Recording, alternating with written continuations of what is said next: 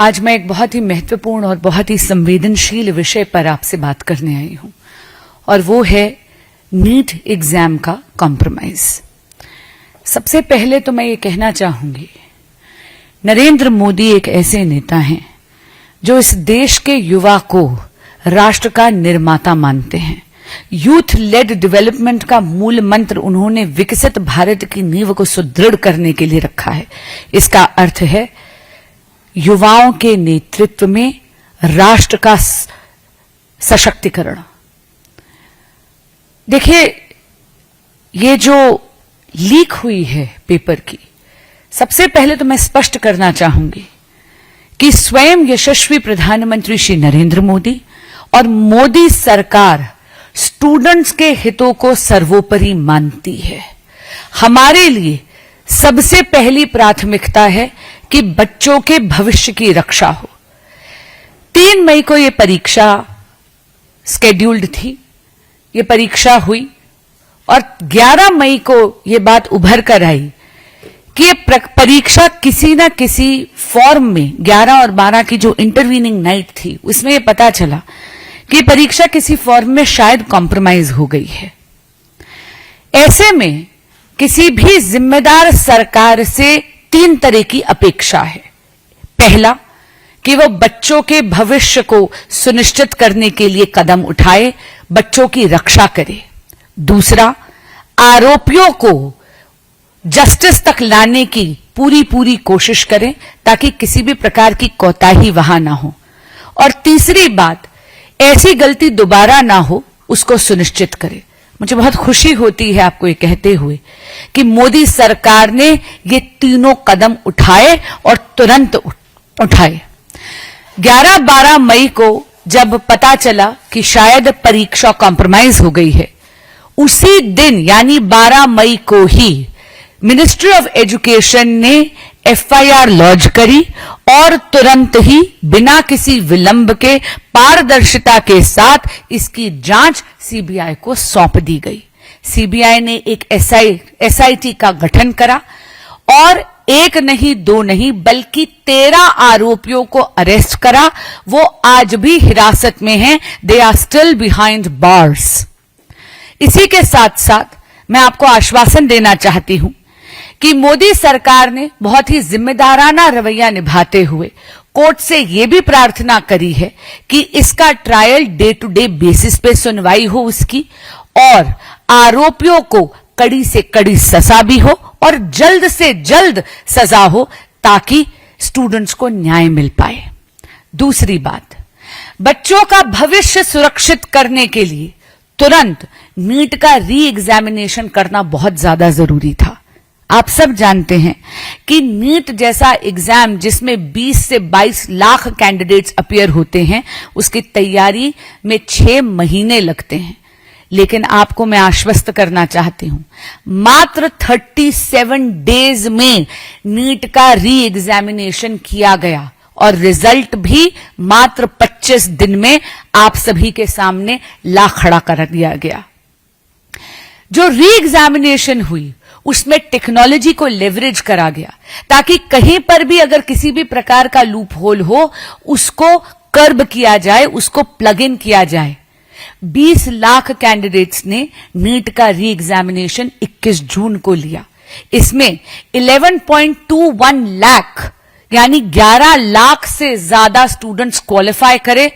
और आपको बताते हुए इस बात की मुझे संतोष भी है और खुशी भी है, 58% कैंडिडेट्स जो क्वालिफाई करे वो महिलाएं थीं। इस देश की बेटियों ने अपना परचम लहराया।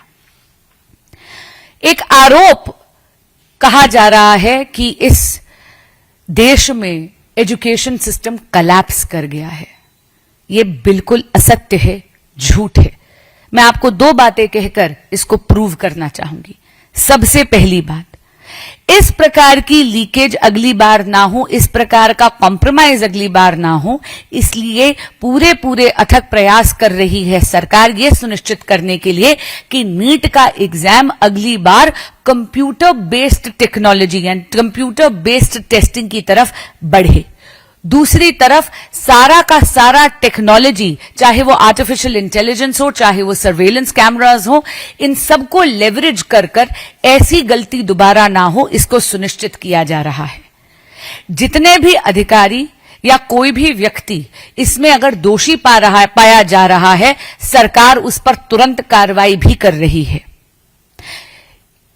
आप ये भी जानते हैं कि पिछले 3 महीने में केंद्र सरकार यानी एनटीए ने 1 नहीं 2 नहीं बल्कि 3 परीक्षाएं करवाई हैं नेशनल लेवल की। जेईई इंजीनियर्स के लिए करी गई, जहां पर अप्रोक्सीमेटली 15 लाख स्टूडेंट्स अपेयर हुए। इसी तरह सीयूईटी की परीक्षा करी गई, जहां पर भी पुनः 15 लाख से ज्यादा स्टूडेंट्स अप्रोक्सीमेटली अपेयर हुए। और नीट का भी री एग्जामिनेशन हुआ, जहां मैंने आपको बताया कि 20 लाख स्टूडेंट्स अपेयर हुए। आप देख रहे हैं कि ये तीनों परीक्षाएं बहुत ही सुचारू रूप से केंद्र सरकार ने करवाई, एनटीए ने करवाई। और इसीलिए ये कहना कि भारत में एजुकेशन सिस्टम एंड खासकर कि भारत में एग्जामिनेशन सिस्टम कोलैप्स कर गया है, ध्वस्त हो गया है, ये सरासर झूठ है, ये असत्य है, ये एक भ्रम है जो फैलाने की कोशिश करी जा रही है। कहीं ना कहीं आप ये भी देखेंगे कि ये जो मूवमेंट शुरू करी गई, जो सीजेपी और बाकी दलों ने शुरू करी, कहा गया कि ये एक स्टूडेंट मूवमेंट है। आप देखेंगे सरकार का रवैया इस मूवमेंट के प्रति संवेदनशील रहा है। मित्रों, 6 जून को दिब्के जी आते हैं अमेरिका से, 20 जून को वो प्रदर्शन में बैठते हैं। 6 जून को जब वो आए तो दिल्ली पुलिस ने उनको परमिशन एयरपोर्ट पर ही दे दी। याद रखिएगा, उन दिल्ली पुलिस ने वेट नहीं करा कि सीजेपी के वकील पहुंचे और पुलिस से परमिशन मांगे। खुद लोकतंत्र का सम्मान करते हुए दिल्ली पुलिस ने उसी दिन परमिशन दे दी। वो परमिशन शाम के 5 बजे तक थी।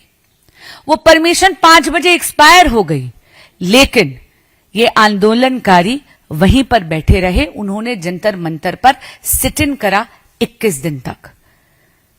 दिल्ली पुलिस ने किसी भी प्रकार की कार्रवाई उनको उठाने के लिए नहीं करी।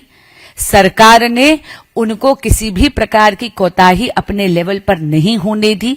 और जब तक ये प्रोटेस्ट पीसफुल था, सरकार ने इस प्रोटेस्ट को होने दिया। लोकतंत्र में विरोध करना आपका अधिकार है। बिना परमिशन के विरोध करा, पर तो भी सरकार ने किसी भी प्रकार का अवरोध इस आंदोलन या इस प्रोटेस्ट में नहीं डाला। अब बात करते हैं जो बात हुई 20 जुलाई को। 20 जुलाई को कहा संसद चलो, संसद का घेराव करने का प्रयास करा गया। हम सब जानते हैं कि लोकतंत्र में इंस्टीट्यूशंस की एक वैल्यू होती है। इंस्टीट्यूशंस का घेराव अराजकता का पर्याय है। जंतर मंतर एक डेजिग्नेटेड स्पॉट है प्रोटेस्ट करने के लिए, लेकिन बिना किसी परमिशन के जब संसद का घेराव करा गया, तब भी दिल्ली पुलिस ने भी रिस्ट्रेंट दिखाया। और सरकार तो संवेदना से और संवाद के लिए, दोनों से इनके लिए तैयार थी। संसद का सत्र शुरू हुआ सुबह के 10:30 बजे। वहां से मांग आई कि वो सरकार के साथ बातचीत करना चाहते हैं।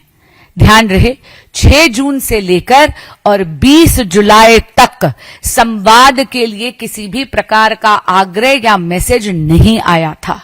लेकिन जैसे ही उन्होंने ये मैसेज भेजा, सरकार ने तुरंत उन्हें न्योता दिया आकर आदरणीय नड्डा जी के साथ बैठकर बात करने का। 11:15 बजे इन्हें न्योता दिया गया कि आप आइए और बात करिए। वे आए और इनको कहा कि हम वार्तालाप यानी संवाद से ही इसका समाधान ढूंढते हैं, आप कृपया प्रदर्शन से उठ जाइए, प्रदर्शन मत करिए। इन्होंने आश्वासन दिया कि प्रदर्शन नहीं करेंगे। हैरान कर देने वाली बात यह है कि जब ये नड्डा जी के पास पहुंचे और सरकार ने बोला कि आपकी क्या डिमांड्स हैं, आप लिखित में ज्ञापन दीजिए, तो ये लिखित में किसी भी प्रकार का ज्ञापन लेकर नहीं आए थे। और तब नड्डा जी ने इनसे आग्रह करा कि जो भी आपकी डिमांड्स हैं वो लिखित में दे दीजिए। मित्रों, एक भ्रम फैलाने की कोशिश करी जा रही है कि इनको वेट कराया गया। मैं आपको ये स्पष्टता से कहना चाहूंगी, ऐसा बिल्कुल नहीं था। 2.5 घंटे प्रदर्शनकारियों के प्रतिनिधि मंडल ने लगा दिए लिखित डिमांड्स बनाने के लिए। सरकार तो प्रतीक्षा कर रही थी। सरकार संवेदनशीलता से, मैं दोबारा कह रही हूं, संवेदनशीलता से इस प्रोटेस्ट से डील करने के लिए तैयार है और संवाद से ही समाधान निकलेगा। ये बात मोदी सरकार का नारा नहीं, ये मोदी सरकार की नीति है।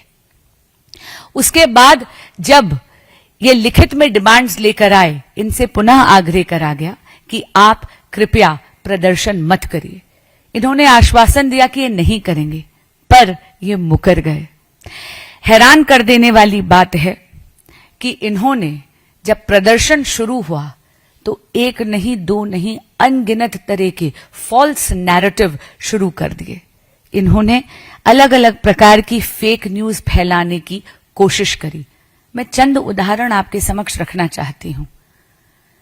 सोशल मीडिया पे यह भ्रम फैलाया गया कि वांगचुक जी की जो धर्मपत्नी है माननीय गीतांजलि जी, कि उनके साथ दुर्व्यवहार हुआ, उनके बालों को पकड़कर उनको घसीटा गया। फैक्ट चेक करा गया, ये बात असत्य है, झूठ है। गीतांजलि जी के साथ ऐसा कोई दुर्व्यवहार नहीं हुआ। दूसरी बात, एक और भ्रम फैलाने की कोशिश करी गई कि दिपके जी अरेस्ट कर लिए गए हैं। उसके बाद फैक्ट चेक करा गया, ये बात भी सरासर झूठ निकली। दिपके जी कभी अरेस्ट नहीं करे गए, बल्कि वो तो स्वयं जाके ट्रक में बैठ गए थे और खुद इन्हीं के प्रतिनिधि मंडल को सोशल मीडिया से अपना वो पोस्ट रिट्रैक्ट करना पड़ा। तीसरी बात, ये कहा गया कि एक 12 वर्ष की बच्ची को चोट लगी है, कि उसको हेड इंजरी हुई है। ये भी सरासर असत्य निकला, झूठ निकला। एक तरीके से एक फॉल्स नैरेटिव सोशल मीडिया पे एक सोची समझी शायद साजिश के तहत चलाने का एक प्रयास करा जा रहा था कि वो आंदोलनकारियों को भड़काएं। यही नहीं, ये भी कह दिया गया कि स्टेज हटा दिया गया है। फैक्ट चेक करा गया, स्टेज बिल्कुल भी नहीं हटाया गया है।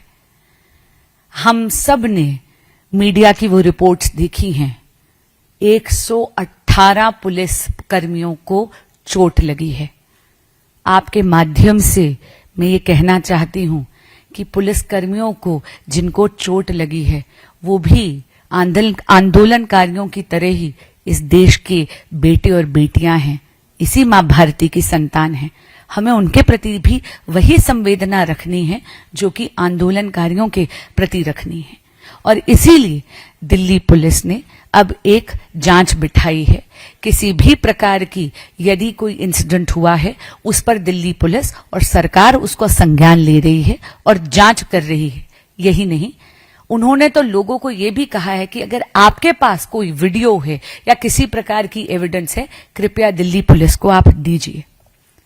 पर हैरान कर देने वाली बात यह है मित्रों कि एक तरफ तो यह कहा गया कि ये स्टूडेंट्स की मूवमेंट है, लेकिन आप देख रहे हैं कि किस तरह इस मूवमेंट पे राजनीतिकरण हो रहा है।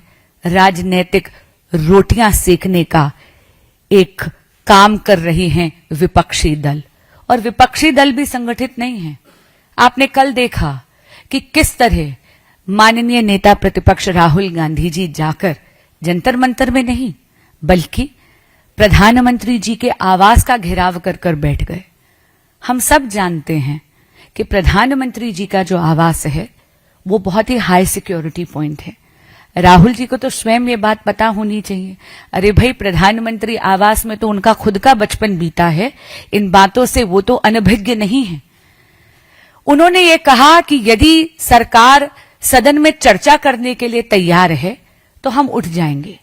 आपने देखा कि तुरंत, क्योंकि संवाद से समाधान मोदी सरकार की नीति है, माननीय केंद्रीय राज्य मंत्री जितेंद्र सिंह जी वहां पर पहुंचे और उन्होंने राहुल जी से संवाद करने का प्रयास करा। लेकिन नेता प्रतिपक्ष अपनी बात से मुकर गए। आज 193 का नोटिस दिया गया है पार्लियामेंट में। मैंने भी नोटिस दिया है कि नीट एग्जामिनेशन पे एक खुली तरीके से एक चर्चा हो, सदन में जो भी बातें हैं वो देश के माध्यम से रखी जाएं, क्योंकि मोदी सरकार के पास छुपाने के लिए कुछ नहीं है। हम तो कमिटेड हैं, प्रतिबद्ध हैं स्टूडेंट वेलफेयर के लिए, और हम इस देश के बच्चों को जवाबदेही के लिए तैयार हैं। लेकिन ऐसा लगता है कि विपक्ष अपने उत्तरदायित्व से भी मुंह मोड़ रहा है।